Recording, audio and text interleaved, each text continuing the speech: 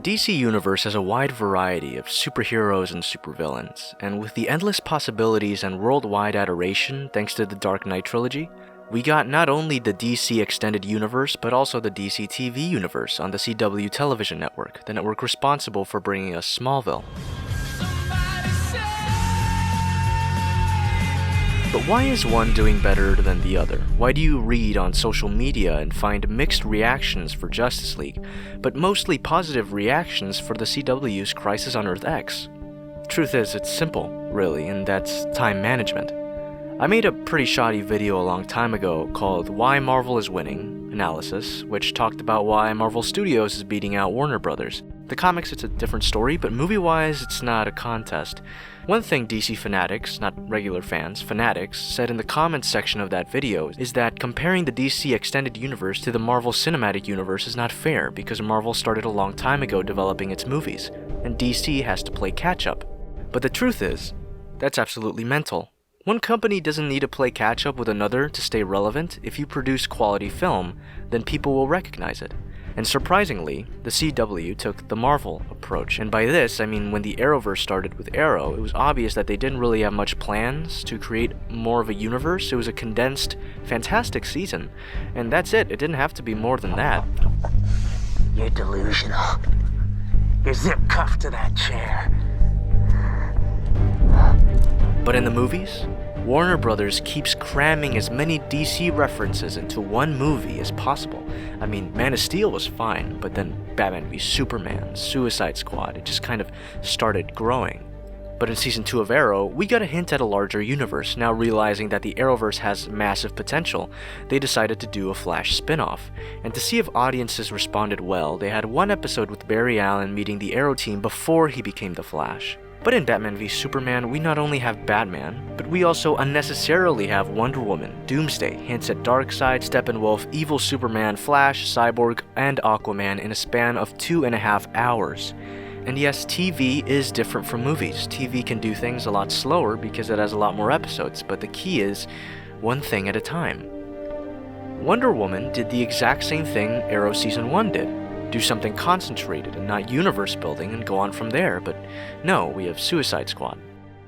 One thing that Warner Brothers is obsessed with is having an epic team-up in one movie. We had the Trinity, Suicide Squad, and now Justice League. And they want the team-up to pay off, but they're not doing it right. And it's not like we've never seen this done before. Guardians of the Galaxy is a team-up movie, without having a Star-Lord movie before it or a Gamora movie. They're introduced in the movie and become a team at the end of the movie. But here's another thing that's essential. Build up. Now in Guardians of the Galaxy, every single character matters. Every single character has a story arc that's completed at the end of the film. Every character decides to trust one another and finally is able to work together as a team. But in Justice League, it's almost like it magically happens and there's not really much effort put into it. And that's kind of something I wanted to see. I wanted to see more of that build-up of trust, but that never happened. I mean, the Flash decides to trust Batman in exactly 1 minute. Stop right there. I'm in. You are? Yeah. Now, meanwhile, the DC TV, with its soapiness and all, decides to manage its time wisely. It doesn't make everything a team-up. It has Arrow and Flash, and in the middle of those two shows' run, it has a crossover. It's never overwhelming and doesn't deter from the main plot of both seasons.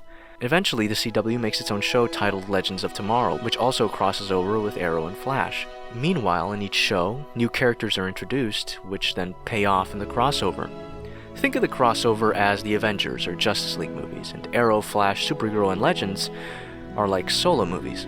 Each work on their own, but as characters are introduced and storylines unravel, the crossover can carry that and bring it center stage. This year, the CW did the same thing. It had a massive crossover with all these characters and their seasons abruptly halt to make way for the crossover. But it doesn't feel forced or weird, because if you watch all of the solo seasons, you know who these new characters are and you know how they fit into the story. Why Crisis on Earth X works is because it brings one large individual problem from each show's season and puts it center stage as the show's theme. We have Oliver and Felicity's relationship kind of breaking. We have Alex's breakup and how she's recuperating.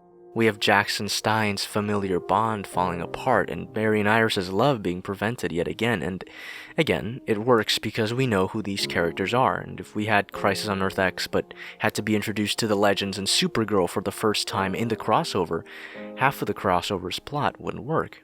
That's why the CW is doing a better job than Warner Brothers. It's managing its time and building up sequences which can be referenced for extra power. For example, in Crisis, Eobard Thawne has Harrison Wells' face. Why? Because we know what Thawne has done with that face on, and it haunts Barry even now. It's just a face, but it has a deeper meaning. It's little things like that that add nuance to the crossover. Another example is that we've experienced Jax and Martin Stein's relationship for already 2.5 seasons, so we know what their bond is, and when we finally see Martin Stein pass away, we understand the impact that it has on Jax. This wouldn't feel as impactful if we didn't have prior seasons to kind of build up to this one moment. Something else that's deep is the return of Leonard Snart, who is supposed to be dead but came back to life, but well, the only reason he came back to life is because he's from another Earth. Hey there, friend. But the impact it has on team members can be shown. And one of the biggest moments of the crossover was when Prometheus was revealed to be Tommy Merlin. And the reason why that is so amazing is because we haven't seen him not only for 6 seasons, but it's because of what his death meant for Oliver. Oliver actually decided to make a rule for himself to not kill because of Tommy Merlin's death, and seeing him again is also very impactful.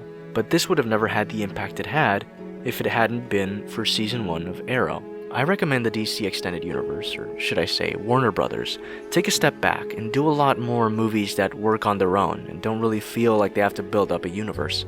All they have to do is manage their time, slowly build up to a large event like the comics is doing, and eventually, they'll catch up to Marvel.